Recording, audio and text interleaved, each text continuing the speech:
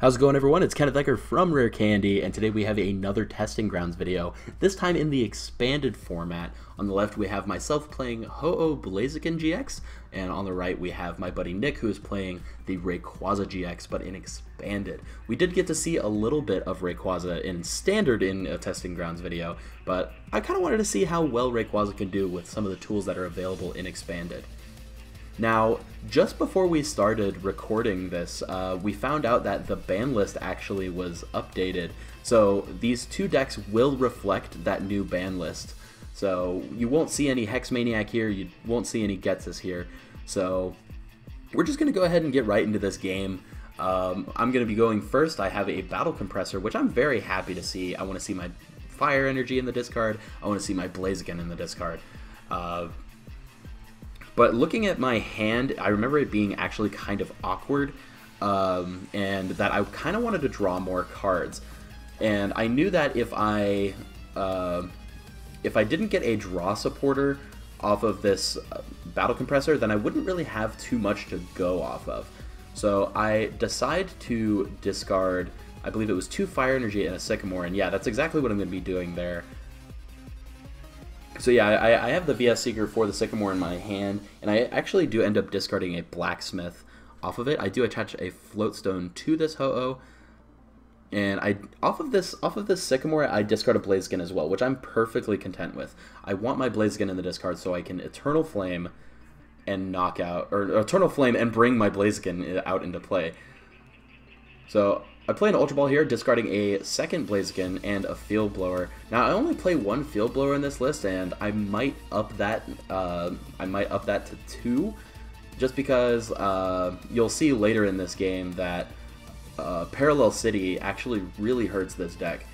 So you'll see that I get the Scorched Earth down, which I'm totally okay with, and a second Battle Compressor. This second Battle Compressor is pretty huge.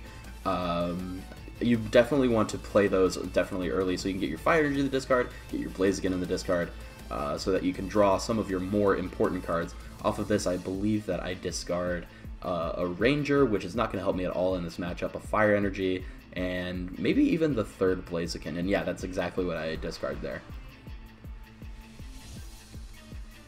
So I think I'm pretty content with passing here. I don't remember there being too much else I could do. So yeah, that's exactly what I do.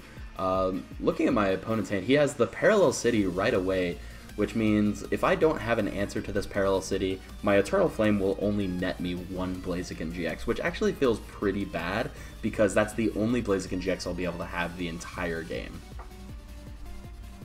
So we're going to see the Rayquaza GX come down using that Stormy Winds ability, getting that Grass Energy attachment from the discard. He plays a Max Elixir as well. He does hit that, getting a Lightning Energy on there as well, which is very, very good.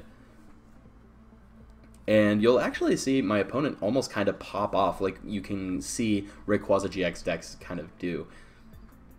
So we'll see that Max Elixir there, and a manual attachment as well, so we have a fully powered Rayquaza that is going to be attacking us. He does have the Floatstone on that Oricorio, so he'll be able to retreat for free and at least attack me for 90, but the Sycamore here, allowing him to draw some more cards and allow him to pop off a little bit more.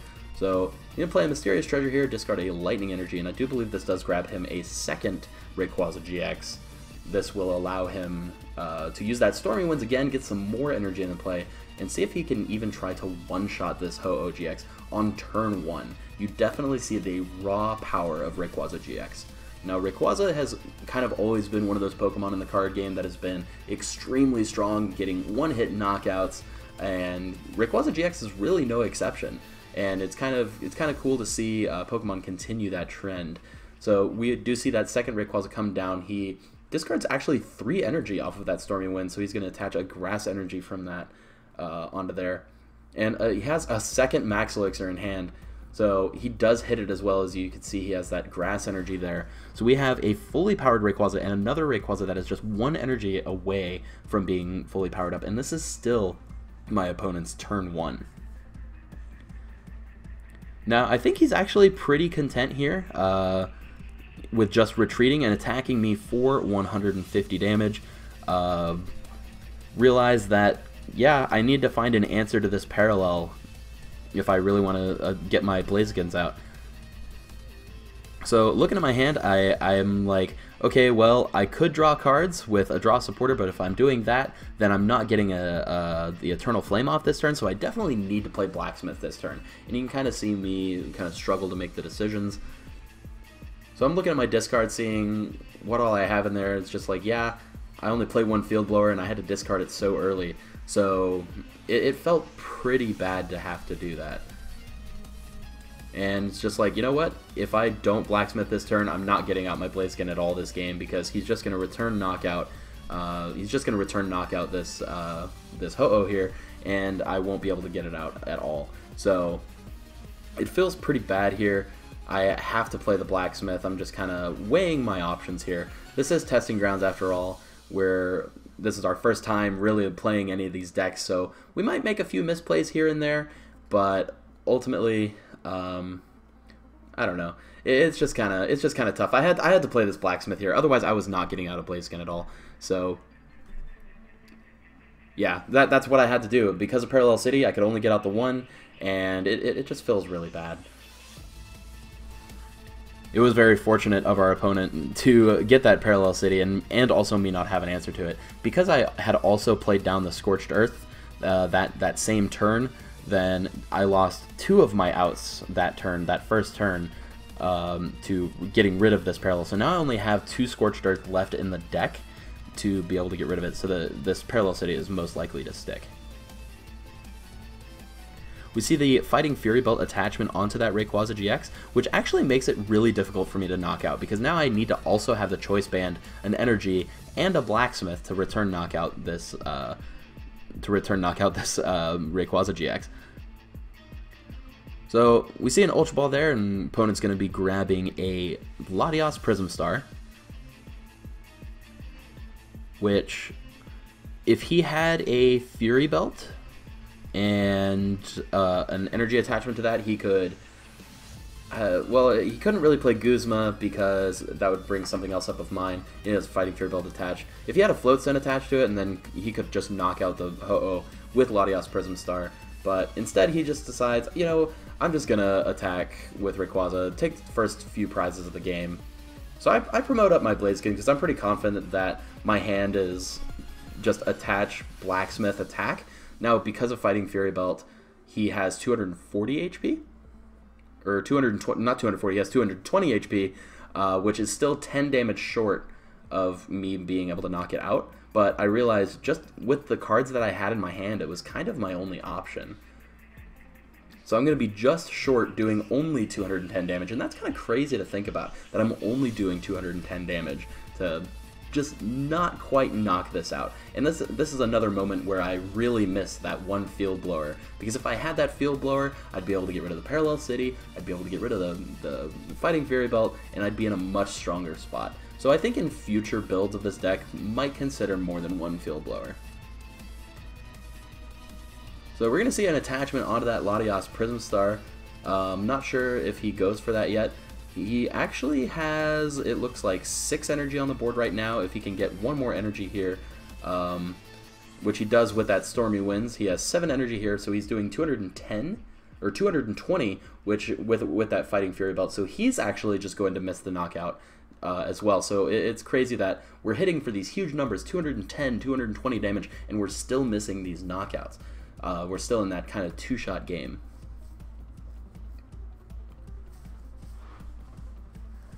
So I think my opponent realizes that he is just going to miss the knockout here as well, and it's just incredibly awkward, which means that I'm just a Blacksmith away from knocking out his Rayquaza GX, or actually I'm only a single energy attachment away from knocking it out, because he does have only 10 HP remaining.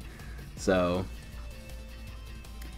but I think I end up going for the Blacksmith because I didn't have the energy in hand, and I definitely needed to get the knockout there. So yeah, as you can see, I'm laying out the dice, putting 220 damage there. Alright, so then moving on to my next turn, I play a Trainer's Mail here, and I actually think that I grab an N off of this, just so that I can potentially draw some more cards. But I actually don't play the N this turn because I need to Blacksmith to knock out this Rayquaza GX. I just kind of wanted to grab that N for next turn. The rest of the cards that I could have grabbed off of that Trainer's Mail I don't think were actually that great. So, yeah, it looks like that's what I do. I VS Secret for the Blacksmith and just get the knockout on this Rayquaza. It does kind of put him a little bit behind because he does need a Lightning Energy on his one Rayquaza. So, I feel pretty good about my position here, but I'm also a little bit scared. Because I know if he does actually knock this out, that it puts me in a very poor position to where if I can get 3 energy on a Ho-Oh, I'm doing 50 damage, and that just feels pretty bad. And because he has just so much energy on the board already, it's just not looking great for me. So he actually benches the Rayquaza and chooses not to use the Stormy Winds ability. He's perfectly content with using Latias Prism Star to take a knockout on my Blaziken here, which puts him down to 2 prizes. He does get 3 energy attachments here, and I realize at this point the game has gotten so far out of hand that I actually just decide to scoop up this game. Yeah, looking at my top deck there wasn't really anything I could do. So yeah, I just go ahead and scoop this game, so we'll just go straight into game 2.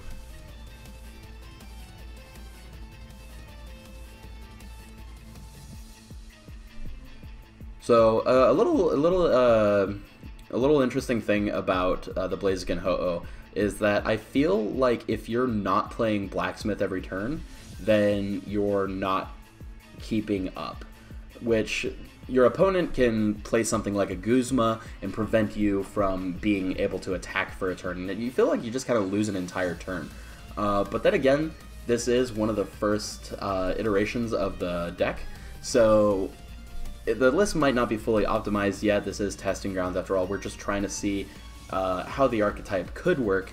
I'm sure in future iterations of this deck, you know, I can already tell that I want to play a second Field Blower because you saw already how much that impacted, losing my one Field Blower so early, how much that impacted that first game. So we're going to go straight into game 2 here. We're just kind of shuffling up a little bit. And yeah, I kind of want to take this time to talk about our Patreon a little bit. If you're not a member of our Patreon yet, we do offer certain exclusive videos and articles and all sorts of content like that. This is actually my second Testing Grounds video. My first one was a Patreon exclusive. So if you want to check that out, and if you're not a Patreon member yet, definitely do so. It helps support the channel, and you get a lot of cool content out of it, and you get cool shout outs, and it's just worth it. Definitely check it out if you haven't yet. So we're going to go straight into game 2 here. I start a Tapu Lele versus an Oricorio again. And off of an Ultra Ball, it looks like I discard a Blaziken and a Guzma, which I grab a Ho-Oh here, get a Fire Energy attachment, and I feel pretty good here. I play a Cynthia, which is pretty decent. I think I had other supporters in hand that I could have played, but I feel like Cynthia just kind of gave me my best odds. I think I had Blacksmith in hand at the time, but I only had 1 Fire Energy in discard, and I don't know. It just seemed kind of awkward. I wanted to play Cynthia, draw more cards because I wasn't really too happy about the cards I had in my hand at the time. So I think I'm debating an Ultra Ball here. As you can see, I put a couple cards down. Yeah. So it's going to be an Ultra Ball, discarding a Fire Energy and a Sycamore. This is probably grabbing me a Shaman again, just so I can draw some more cards. I kind of want to really see what all I can really get with this deck, because this kind of deck you need to play your Battle Compressors and Trainer's Mails and just kind of thin through your deck so you can start exploding with your Blaziken GXs, you know, very early. So I do get a Floatstone energy, a Floatstone attachment to the Tapu Lele, and I Shaman, draw like 5 cards, play a Trainer's Mail. I'm not sure what I grab off of this. I think I grab, okay, I grabbed a Scorched Earth off of this, which is fine. But as you saw in the last game, I was a little bit weary about playing it because he could just respond with a Parallel. But I ended up playing it anyway because I have the Fire Energy in hand, draw a couple more cards, and I think I'm content with passing here because there just isn't too much else I could do. I think I actually even had another Scorched Earth in hand, and I was pretty confident if he played a Parallel that I'd be able to bounce it right away. So we see he goes for a Tapu Lele and a Wonder Tag, and I actually think that he fails the Wonder Tag, which I'm not sure I've ever actually seen a turn 1 failed Wonder Tag. So this Tapu Lele is just kind of on the bench for no reason because he chooses not to Wonder Tag for anything. I almost would have grabbed like a throwaway supporter if your plan was to maybe Sycamore this turn, a supporter that you might want later in the game, maybe like Eikoriss or Guzma or something like that.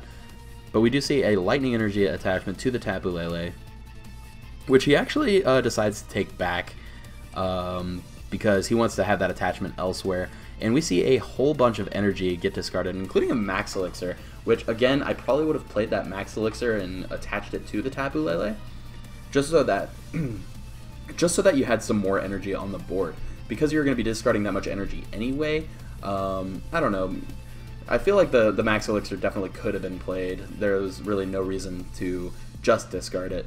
We see a Floatstone attachment to that Oricorio already, and a Mysterious Treasure discarding a Rescue Stretcher, going to be grabbing him his first Rayquaza GX, so we're going to start seeing those get powered up. And he's kind of looking through his decks, seeing what resources are available to him. He does grab that Rayquaza GX. Going to be using that Stormy Wind's ability to discard the top 3 cards of his deck, and that will allow him to attach an energy from his discard to that Rayquaza. Because he did discard so many energy off of that initial Sycamore, he's definitely going to be attaching one of those if he doesn't get any off of the initial 3. But we actually do see another Mysterious Treasure, discarding another Mysterious Treasure, this time grabbing the Latias Prism Star. And I agree with doing this play first before benching the Rayquaza, because you don't want to Stormy Winds away your Latias Prism Star. So yeah, he does discard 3 cards there. He does find a Lightning Energy there, and just kind of clarifying to make sure that Rayquaza GX only can accelerate to itself with that Stormy Winds and not to the Latias Prism Star. If you could accelerate to the Latias Prism Star, that would be absolutely insane. But thankfully for me, it was not able to. So he's just going to pass there with only 1 energy on the board. And I feel like this is a pretty good time for me, because he doesn't have Parallel in play. I can Blacksmith this turn. I can get my Blazikens out. But I remember my hand at this time where I realized that I have a Blaziken GX in hand. I have 1 in my discard and 1 in my prizes. Which means, and I don't have a way to discard the Blaziken GX from my hand, which means that I have to Eternal Flame for only 1 Blaziken again, and that feels really bad.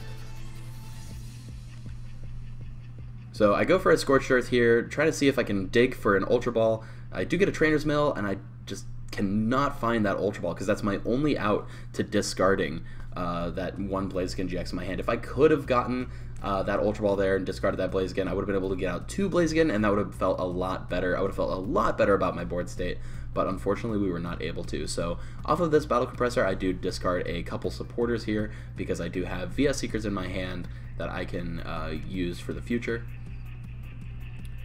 So off of this, I think all I really can do, I attached that, but I end up taking back that attachment, because I want to have that Fire Energy in my hand for the Blaziken that's about to come out. So I'm debating the Eternal Flame right here, and realize, you know what, I kind of want to save that energy. This is testing grounds after all, so we're gonna probably make a few misplays here and there, but you know, we're able to take it back. So this isn't really a tournament setting. And I realize, yeah, I'm only getting 1 Blaziken out this turn. I want to take that Fire Energy attachment back, so I'm going to do that here. Yeah. And just go for that Eternal Flame, get out the 1 Blaziken. I feel like sometimes 1 Blaziken is enough to get you through a game, but if you can get out 2, it's definitely a lot better. We see a Floatstone attachment to that bench Tapu Lele, and I think he played a Sycamore, because we see Computer Search in the discard, but he didn't even play the Computer Search. Maybe he only had 2 cards in hand and couldn't actually play the Computer Search. So we see a Stormy Winds there, discarding some more energy. One of those going on to that Rayquaza GX. And he even has the Tapu Koko in hand, which is a very interesting tech card, especially for this matchup, because you can Sky High Claws and one-shot a Ho-Oh here, which I think is exactly what he does this turn. So we see a Max Elixir. He's going to attach that right onto the Rayquaza GX. And moving forward, yeah, so okay, yeah, he plays that Max Elixir, and we're going to see him bench the Tapu Koko here. You can see he's definitely eyeballing it. And I'm kind of showing off my hand to the camera, just how awkward it really is. I think I was also just kind of making sure we were still recording, but yeah, you can see how awkward my hand is there.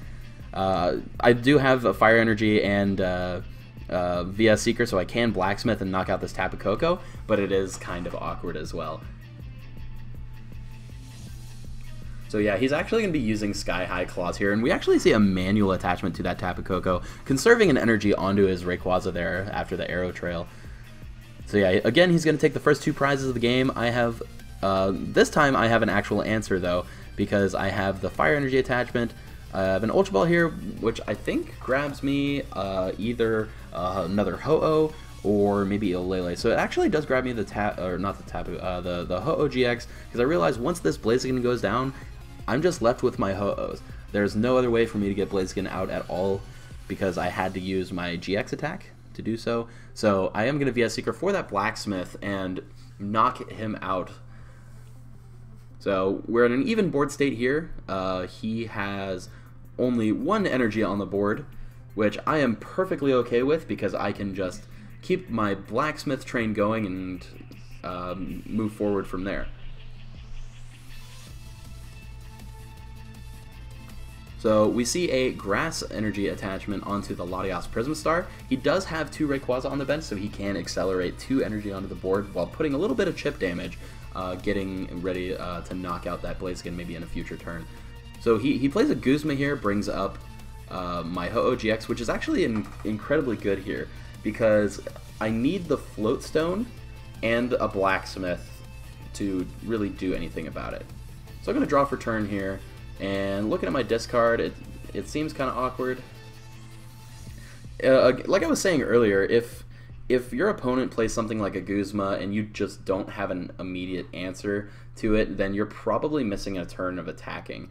And I know that's true for a lot of decks, but it's especially true in this deck, where if you just don't have an answer to that Guzma, and you can tell I pretty much don't, as I have that Fire Energy attachment to the Ho-Oh there, and I'm debating on taking it back, but at the same time, I just don't really have much else.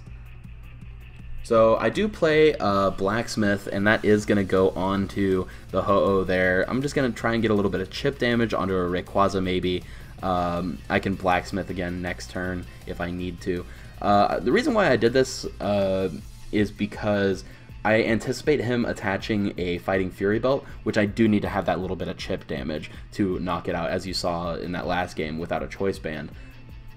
So we're going to see a Float Stone come down on that Latias Prism Star, which is incredibly good for him, as well as another energy attachment to that Rayquaza, which he actually needs another attachment onto the one Rayquaza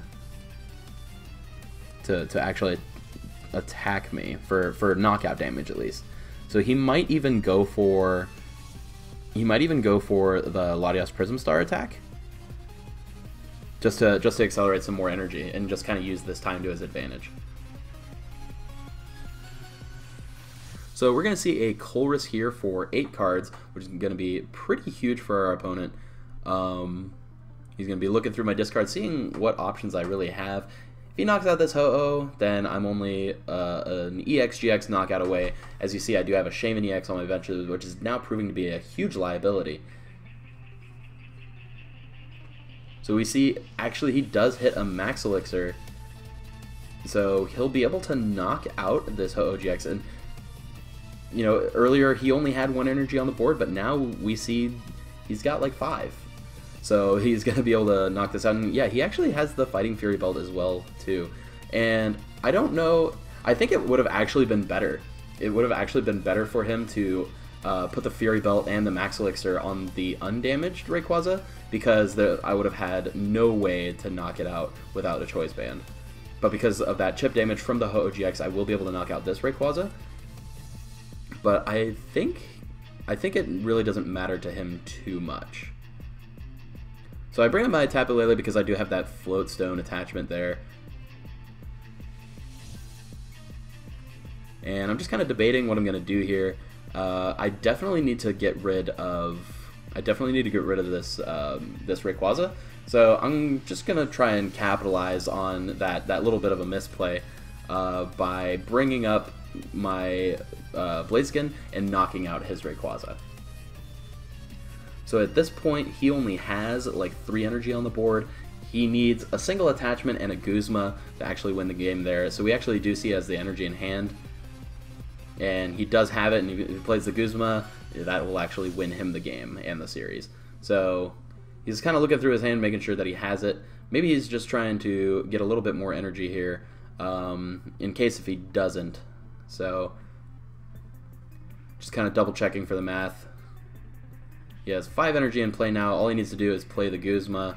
And you can see it there in his hand. So yeah, he does have the Guzma. So unfortunately, I was unable to win that game. Rayquaza GX is a extremely powerful deck in both formats, which is proven here.